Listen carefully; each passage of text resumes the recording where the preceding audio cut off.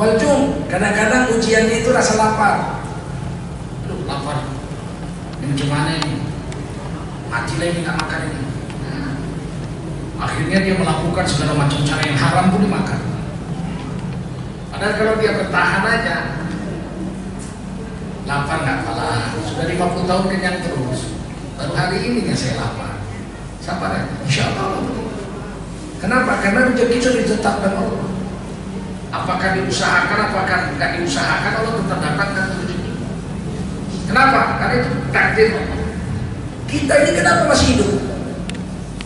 Kan sering kita tanya, kenapa kita masih hidup? Bilang, wah saya masih muda. Iya, yang baru lahir mati belum banyak. Saya masih sehat, jadi saya nggak mati. Yang naik kapal terbang kemarin sehat semua, mati. Oh saya nggak mati karena saya orang kaya. Berapa banyak orang kaya mati mendadak? Berapa banyak orang miskin yang mati-mati? Sebenarnya kenapa kita masih hidup? Dijawab Allah dalam hadis qudsi. Allah berfirman, "Anna nafsan la tamut hatta tastakmila rizqaha." Itu nyawa manusia tidak akan dicabut malaikat maut. Dia tidak akan mati sampai seluruh rezeki yang ditakdirkan Allah untuk dia habis, dia punya semua baru mati. Kalau masih ada rezeki nggak mati. Kenapa kita masih hidup? Karena masih ada rezeki yang belum kita habiskan. Masih tugas malaikat Mikail membaginya sama kita. Kalau sudah tidak ada rezeki untuk kita, malaikat Mikail nggak kerja lagi, gantian malaikat maut yang mencabut. Jadi kenapa takut apa? Wa naqsim minal amwal, kadang-kadang ujian itu berkurangnya harta. Biasa buka restoran laku, kena Covid, kampus tutup, dia jualan sebelah kampus, 8 bulan tutup kantin, nggak ada duit, kekurangan duit nih loh, halah, makan juga nih, hidup juga.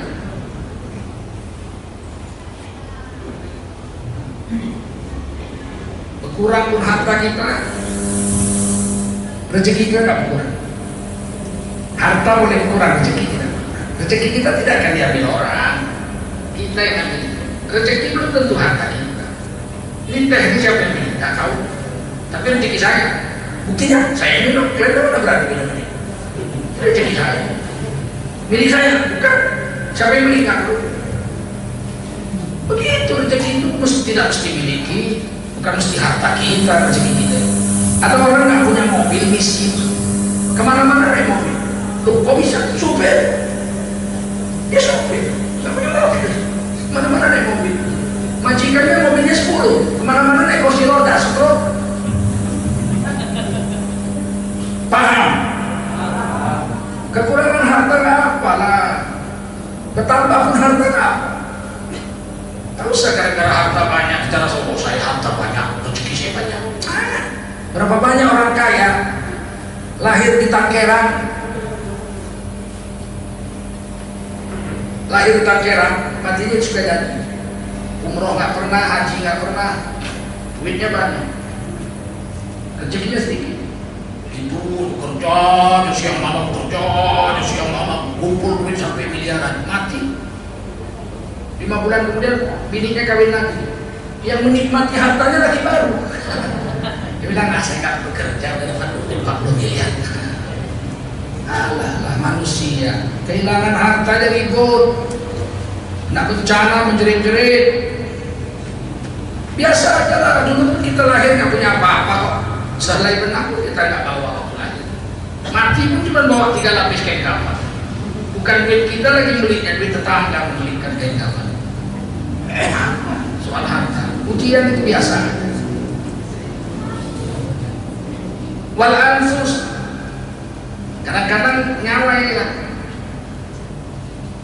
Orang yang kita cintai, bapak kita meninggal dunia, wafat, kita masih kecil-kecil. Waduh, terusan wah, matilah saya. Gak ada lagi yang cari nafkah, ada yang sekolahkan. Malah jadi menteri dia besar. Jangan diukur-ukur. Jangan diukur-ukur urusan Allah. Inna Allah yarzuqu man yasha'. Allah beri rezeki pada siapa Allah mau. Berapa banyak anak yatim jadi pejabat? Berapa banyak anak pejabat jadi gembel? Anak pejabat narkoba jadi gembel. Biarlah mati, memang takdirnya manusia itu hidup dan mati. Nabi Muhammad anak yatim.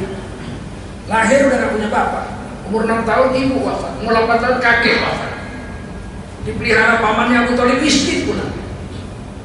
Jadi manusia teragum sealam jagat raya ini sampai kiamat, tak ada yang bisa mengimbangi.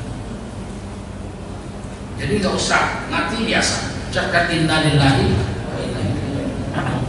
Wasamarot, kadang-kadang buah-buahan habis. Jangan gak usah menjerit-jerit lah, gak usah merintih-rintih, gak usah nyalah-nyalahkan Allah. Saya pernah lihat di televisi berita, saya jarang nonton televisi, gak punya TV saya. Nggak percaya saya dengan TV itu untuk anak-anak saya nggak boleh menunjuk. Penghafal Quran anak saya, sekolah pun nggak saya kirim ke sekolah di rumah aja dengan saya dengan istri. Cuman saya beli video untuk mengajarkan anak saya, misalnya vertebrata, hewan bertulang punggung, menyusui, berkaki empat, ini ciri-cirinya semua. Udah tamat dia sama istri saya sambil masak-masak, vertebrata, bertulang punggung, menyusui, berkaki empat, makan rumput, macam-macam dia cerita. Baru saya beli videonya dari National Geographic, 60.000 terus kepe nonton. Saya terjemahkan dalam bahasa Inggris. Anak saya ikut Eftanas saja, selalu lulus terbaik anak saya, dan bisa menghafal Quran karena waktunya tidak habis main-main di sekolah. Sekolah ini saya nggak percaya karena saya sekolah SD aja 14 pelajaran. Untuk apa? SD itu cukup 4, membaca, berhitung, menulis, bicara. 4 aja SD. Ini 14 mata pelajaran SD. Macam mana bebek, semua bisa. Berenang bisa tapi sedikit, nyelam bisa sedikit, loncat bisa sedikit, terbang bisa sedikit. Gak ada manfaat apa, gak profesional, gak hebat. Orang dulu zaman Belanda tamat SD jadi kerani di kantor, pegawai jadi kerani di kantor. Gak profesional, gak percaya. Sekolah saya ngapain, anak saya gak ada yang sekolah. Dulu saya Eftanas pinter-pinter. Saya tonton televisi berita waktu saya dulu di Fitrum pesawat mau terbang, saya ada televisi berita. Terjadi banjir bandang di Sumatera Barat, Gelodong. Ada satu orang ibu-ibu nangis-nangis. Wah, ada di gue itu. Sawahmu udah habis, nangis-nangis. Rupanya ibu itu janda, punya sawah ditanam nih, tadi udah kuning, tinggal panen 2 hari lagi mau panen, disapu banjir bandang, sebutir pun udah ada padi, tinggal nangis juga. Ada di gue kemana? Aku mati lah, aku udah mati, nangis dia. Apa pula? Besoknya bupati datang dikasih duit, ketawa dia mah. Kalau begini katanya, tahun depan nanam lagi kena banjir lagi katanya. Karena yang dikasih bupati lebih banyak dari hasil panen itu. Terus sama jerit-jerit. Ini ujian, kalau lulus naik pangkat. Paham? Wabasyiris sabirin, dan beri kabar gembira kepada orang-orang yang sabar. Siapa orang yang sabar? Disambung ayat ini. Wabasyiris sabirin alladzina idza asabathum musibatun qalu. Beri kabar gembira kepada mereka yang sabar, yaitu mereka yang ketika didatangkan musibah kepada mereka, mereka berkata, berhentinya di situ. Banyak orang mencatatkan ayat ini berhentinya di musibah. Alladzina idza asabathum musibah, tak bagus. Dan berilah kabar gembira kepada mereka yang sabar, yakni mereka yang apabila ditimpakan musibah kepada mereka. Kenapa orang sabar dikasih musibah? Siapa yang menimpakan musibah semua orang sabar? Tak sedar, akan diberhentikan di qalu. Itulah gunanya belajar tajwid. Tahu di mana waqaf, di mana ibtidah, di mana berhenti, di mana memulainya. Dan berilah kabar gembira kepada mereka yang sabar, yakni mereka yang apabila ditimpakan kepada mereka musibah, mereka berkata. Apa katanya? Apa katanya? Apa kata orang sabar itu? Qalu inna lillahi wa inna ilaihi raji'un. Mereka berkata, sesungguhnya kami ini milik Allah, semuanya milik Allah, satu hari kami akan kembali kepada Allah. Quran ini indah sekali kalau dibaca, tak pernah bosan. Satu hari khatam sekali pun nggak bosan. Beda sama koran, baca hari ini besok udah malas kita baca. Apa dibaca udah baca, yang orang sampai iklan-iklannya udah baca semua. Itu bedanya kalam Allah dengan tulisan manusia. Baca indah, baca indah, baca indah, Masya Allah. Stempel ya. Ulaika alaihim salawatum min rabbihim wa rahmah. Mereka adalah, atas mereka akan diberikan keberkatan dan rahmat Allah kepada mereka kalau mereka sabar. Sabar itu pada pukulan pertama, kata ulama Imam Ghazali. Begitu kenapa? Langsung ucapkan inna lillahi wa inna ilaihi raji'un. Walaupun air mata mencucuran tidak masalah. Kalau nangis, oh tidak dilarang nangis. Ketika Ibrahim alaihissalam, anak Nabi Muhammad SAW, wafat di bangku Rasul umur 4 tahun. Matanya naik ke atas putih, mengikuti rohnya dicabut malaikat. Bercucuran air mata Rasulullah. Luar Nabi dari rumah itu bercucuran air mata. Sahabat tanya, apa itu ya Rasul? Air mata itu apa itu? Maksudnya Nabi kok nangis? Kata Nabi, inilah rahmah, kasih sayang yang diletakkan Allah di hati setiap hamba. Gak dilarang nangis.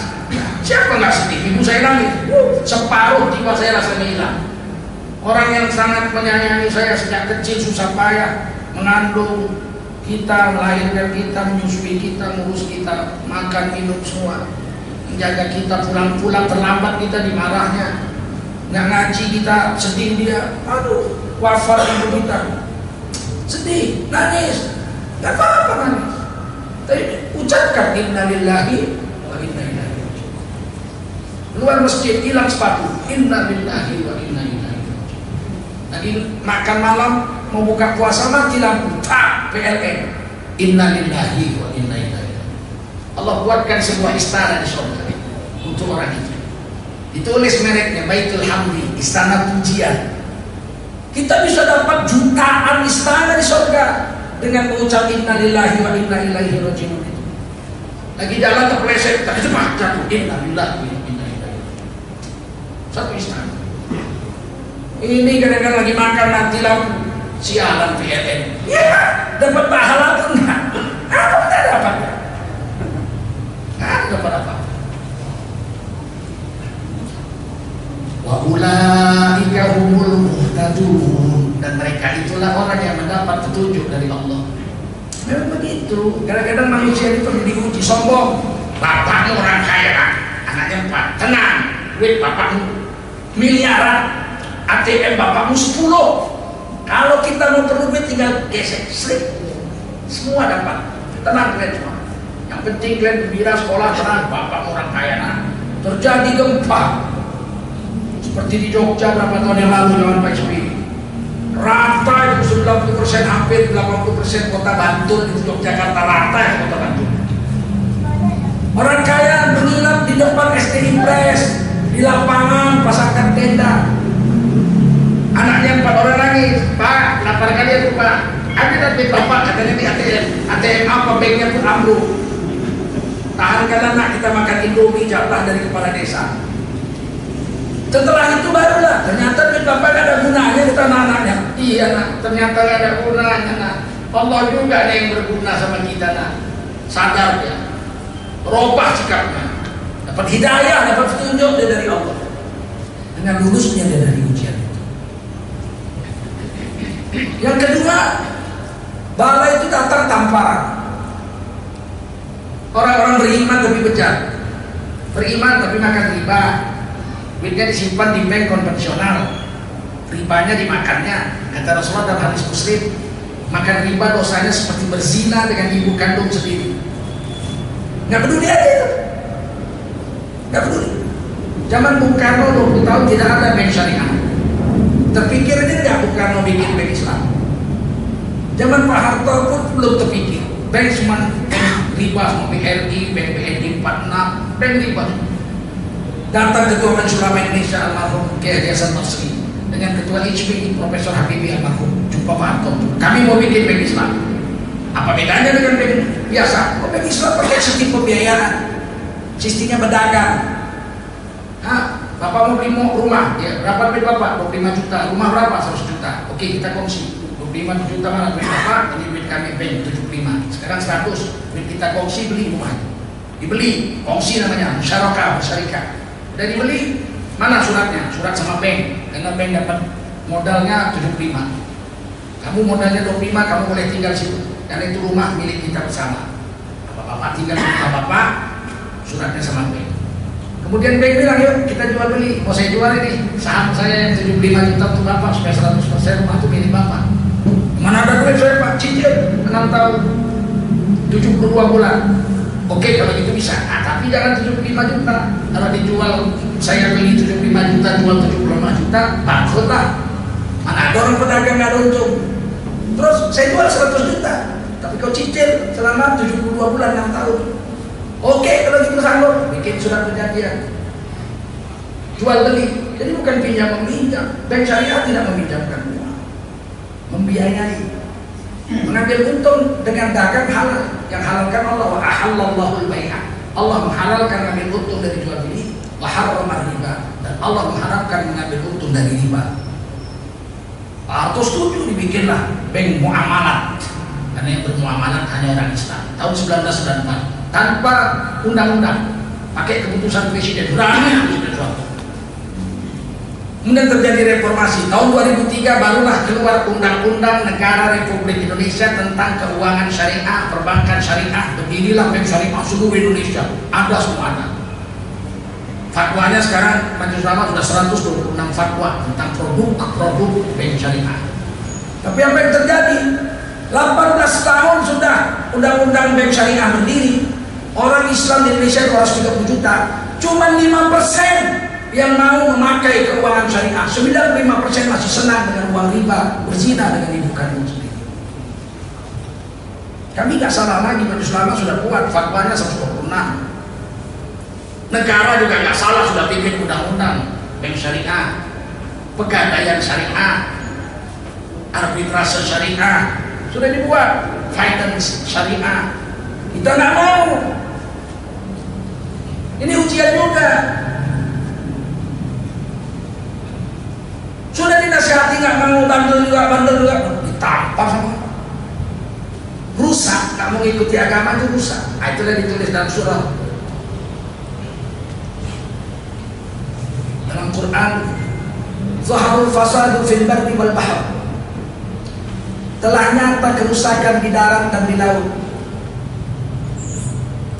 secara rohaniah dan jasmaniah, physically dengan spiritual. Sudah jelas di darat secara fisik terusak, hutan dibunuh dan dikasih izin. Gila, ada Cina dapat izin hutan 900.000 hektar dibikinnya kebun sawit. 900.000 hektar, gila. Ada di Riau ada hutan tanaman industri berapa ratus ribu hektar, dia dapat izin 90 tahun lagi izinnya. Menurut undang-undang Omnibus Law sekarang 90 tahun. Udah mati cucu saya, jumpa di kubur. Mati kok cucu? Iya tuh. Macam mana kabar dunia? Belum habis lagi kontrak tuh kan 90 tahun tuh. Sementara kita coba ada tanah hutan 1 hektar aja. Kok nggak ditangkap masuk penjara, merusak lingkungan. Yang ratusan ribu kok kasih izin. Bau otaknya copot 3 ini. Paham ya? Dikasih tahu, kau merusak lingkungan. Tak peduli, main terus. Ada aja alasan. Ditambah Allah, datang banjir bandang. Mau ngapain? Dilarang secara fisik. Jangan buang sampah sembarangan. Ya, buang sampah sembarangan, datang penyakit menular. Jangan berzina. Berzina dia datang penyakit menular. Jangan makan riba. Dia makan riba. Dibantai kemarau, semua hasil panennya gagal. Macam-macam dibikin. Jangan berzina, dibantai banjir di mana-mana banjir. Kalau banyak perzinahan di mana-mana terjadi kebanjiran, bencana. Karena sudah terang-terangan orang membuat kerusakan secara fisikal dan secara kejiwaan spiritual, maka Allah tampar liyudhiqahum ba'dalladzi 'amilu. Sengaja kami tamparkan mereka merasakan pedihnya akibat perbuatan mereka itu. La'allahum yarji'un, biar mereka tobat. Jadi tamparan supaya kita tobat. Ada satu kampung di Jawa itu, air mengalir jernih, dipotongi pohon-pohon kayu semua habis semua, kering keron, tanahnya padang pasir. Ada satu orang penduduk situ menanami pohon, dibilang gila, dia tanam pohon, gila, nggak ada yang bayar dia tanam aja di kampung itu, tanah-tanah tandus itu dia tanam. 15 tahun kemudian jadi hutan, hijau lagi, mengalir lagi air, dikasih hadiah kalpataku. Yang menanam baru bilang, oh rupanya nggak gila. Yang gila itu yang membiarkan tanah tandus itu. Nggak tobat-tobat, ditampar Allah, nggak tobat-tobat, ditampar nggak tobat-tobat, ditampar nggak tobat-tobat, dimusnahkan oleh Allah. Kalau tadi surah Ar-Rum, yang dimusnahkan ini yang ketiga, yaitu surah Al-Isra. Wa in min qaryatin illa nahnu muhlikuha qabla yaumil qiyamah.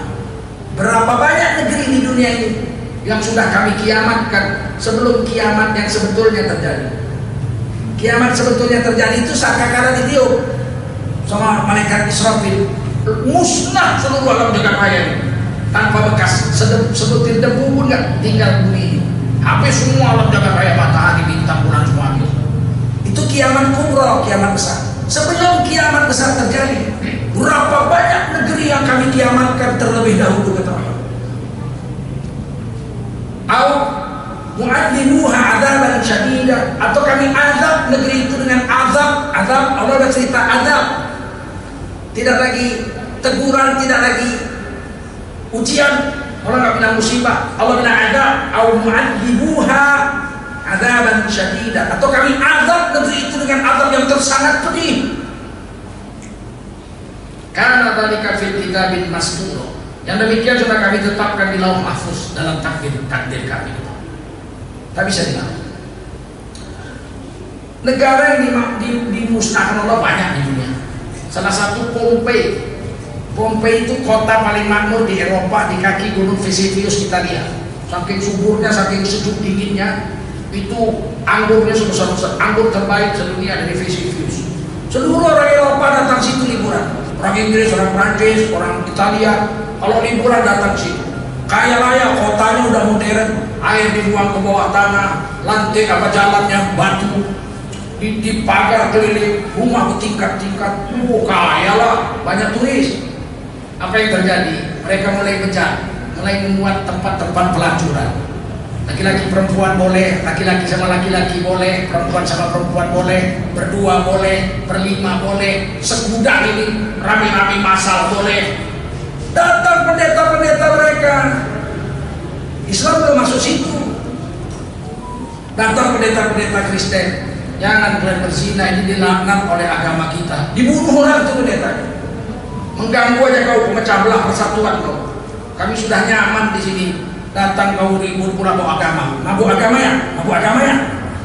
Dibunuh pendeta-pendeta, dipukuli, diazab. Apa yang terjadi? Mereka mengabaikan dakwah agama. Tiba-tiba gunung Vesuvius mengeluarkan lahar, nggak pakai batu-batu. Kalau batu-batu masih sempat mengungsi, nggak pakai batu-batu. Tiba-tiba keluar aja lahar itu, terkubur kota Pompei 4 meter di bawah permukaan tanah. Hilang, besok pagi tak ada lagi kota Pompei, rata tanah. Di Quran ditulis dalam surah Yasin azab seperti ini. Bahkan mereka satu aja nggak sempat. Datang bencana cuma sekali menjadi mati. 1000 tahun kemudian kurang lebih dibongkar itu kota Pompei itu, dikeruk, masih lengkap pak orang-orangnya, udah jadi patung-patung batu karena terbalut lahar. Posisinya sedang berzina. Ada laki-laki dengan laki-laki, ada perempuan dengan perempuan, ada anak-anak sama orang dewasa. Pokoknya luar biasa kota itu. Sampai sekarang bisa disaksikan. Patung-patung yang berzina itu bukan patung batu, orang yang jadi patung karena dilumuri lahar panas. Nggak sempat, cuma habis mati. Bisa dilihat di Indonesia yang dikiamatkan sebelum kiamat. Kerajaan Medang Kahuripan, kaya raya. Rajanya Dharma Wangsa pendekar besar. Nggak ada yang berani. Tapi agama dia mabuk. Kalau belum mabuk, belum ibadah. Jadi ibadah dia mabuk. Pas dia ngawinkan anak perempuannya dengan Raja Bali, anak Raja Bali kan langganan. Dan datang Erlangga di puncak bukit, di bawah sana di lembah, lagi pesta mabuk-mabuk. Datang lahar gunung Merapi, rata ke kampung hilang, dikubur. Maka di dalam taman Jawa ditulis, Kerajaan Medan Kahuripan tahun 1001, Pralaya. Pralaya itu artinya kiamat, bahasa Arabnya. Pralaya itu bahasa Sanskerta. Kerajaan Medan Kahuripan, Pralaya, kiamat sebelum kiamat yang sebenarnya terjadi. Ketika meletus gunung di NTT, ada orang mati jadi patung lagi lari, ya, mati.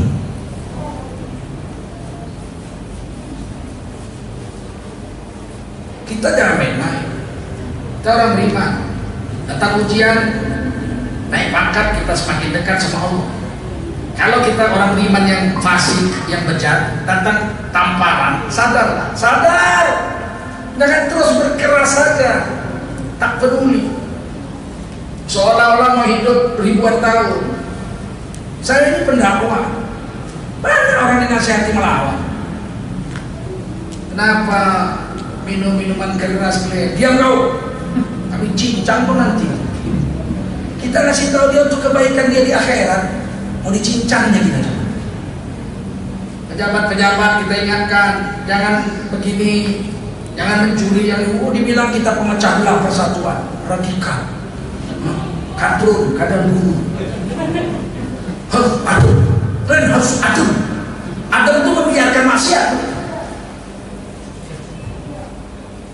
Ketika kita bilang homoseks itu dilaknat Allah, banyak sok suci, belum tentu kau masuk surga. Loh, jadi kalau kami ini memang belum tentu masuk surga kami. Kami aja belum tentu, kita aja yang sholat 5 waktu belum tentu masuk surga, apalagi bencong. Otaknya rusak.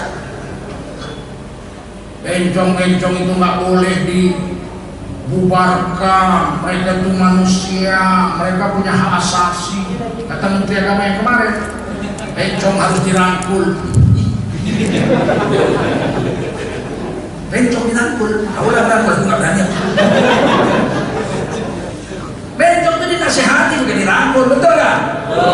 Kalau kita sayang dengan mereka, negara wajib membuat panti rehabilitasi bencong. Dibuat gedungnya, sediakan perangkatnya, tangkap bencong-bencong malam-malam itu, masukkan panti rehabilitasi, dilatih menjadi normal kembali. Habis sholat subuh, suruh olahraga, 1, 2, 3, 4, 5, 6, 7, 8, 1, 2, begitu. Ayo itu 1, 2, 3, 4, bukan begitu, 3, 4. Udah sembuh, lepaskan lagi kepada masyarakat. Itu baru namanya menjaga hak asasi, betul? Hak asasi itu bahasa Arab, hak yang mendasar. Laki-laki jadilah laki-laki, perempuan jadilah perempuan. Itu hak asas, bukan asasi. Asas pakai S, pakai sin. Hak dasar, supaya nggak datang bencana. Paham? Kesimpulan, saya kasih contoh. Satu orang laki-laki lagi mandi di kamar mandi. Tiba-tiba datang tamu rumahnya, deng naik Vespa. Dikawal begini, dipercepat jangan. Tiba-tiba pergi Vespa. Luar biasa, mana ditanya ada apa? Oh, kawan bapak datang Pak Udin. Oh, kok nggak masuk? Wah, dia buru-buru, cuma ngasihnya aja 1 bungkusan, bungkus kertas koran. Dibuka sama tuan rumah, kacang 2 kelinci 5 kilo, kacang asin. Anak-anaknya yang umur 10 tahun 12 tahun makan kacang itu, ya Allah, nikmat rasanya. 2 piring seorang makan, enak, nikmat. Bagi mereka nikmat. Bagi si bapak ujian, dimakan banyak asam urat kumat, nggak dimakan harumnya menggoda. Bagi si bapak ujian, bagi si anak nih, bagi si nenek udah mau 80. Tuan nenek siapa yang jatah nak? Mungkin mah bawa apa? Kacang kurang aja. Bagi si Gimana orang udah umur 80 makan kacang, diisapnya setengah jam, tak hancur-hancur. Bagi si nenek, kacang itu ada. Bagi si bapak, kacang itu bagi anaknya. Begitulah bencana yang datang pada kita. Yang bisa merasakan kita sendiri. Kalau datang bencana sama kita, renungi. Ini ujian supaya aku naik pangkat, atau ditampar Allah karena aku memang jahat, atau jangan-jangan aku sedang diadab oleh Allah Subhanahu Wa Taala, dikasih persekot, berzina kena sakit AIDS. Ini ujian dari Allah. Gondolmu itu ada persekot, di akhirat lebih pedih kau dapat, kecuali kau bertobat. Paham? Itu aja lah ceramah kita. Saya datang dengan Yayasan Kasih Palestina. Ini 2 tahun yang lalu, tanggal 17 Februari 2017, mereka minta bangunkan sebuah masjid di tanah 5.000 meter, setengah hektar. Masjidnya kecil sekali, tapi aktif ibadah. Kami setujui, kita buat 17 Februari 2017 kita letakkan batu pertama. Masjidnya diberi nama Masjid Istiqlal Indonesia, Masjid Kemerdekaan Indonesia di jalur Gaza, Palestina, tempat lahirnya Imam Syafi'i. Rencana 1 tingkat, bisa nampung 5.000 orang, tanahnya lebar. Mereka bilang jangan, kalau bisa ada madrasah hafiznya, karena selama ini ada, dan sudah 23.000 penghafal Quran yang lulus dari masjid ini. Dibuatlah tingkat pertama untuk sholat, tingkat kedua untuk madrasah hafiz, tingkat ketiga itu untuk pengungsi-pengungsi Palestina yang rumahnya di bulldozer dan di bom Israel. Mereka musim dingin, Oktober, November, Desember, Januari itu minus 15 sampai 17 derajat Celcius. Beku mereka kalau tidur di tenda, boleh tidur situ. Selain kantor, tidak bisa untuk tempat tidur para pengungsi Palestina. Sudah seperti ini posisinya dalam 2 tahun. Rp1 itu tidak ada uang negara lain, semua bangsa Indonesia yang bangun. Lebih 40 miliar sudah masuk. Dan insya Allah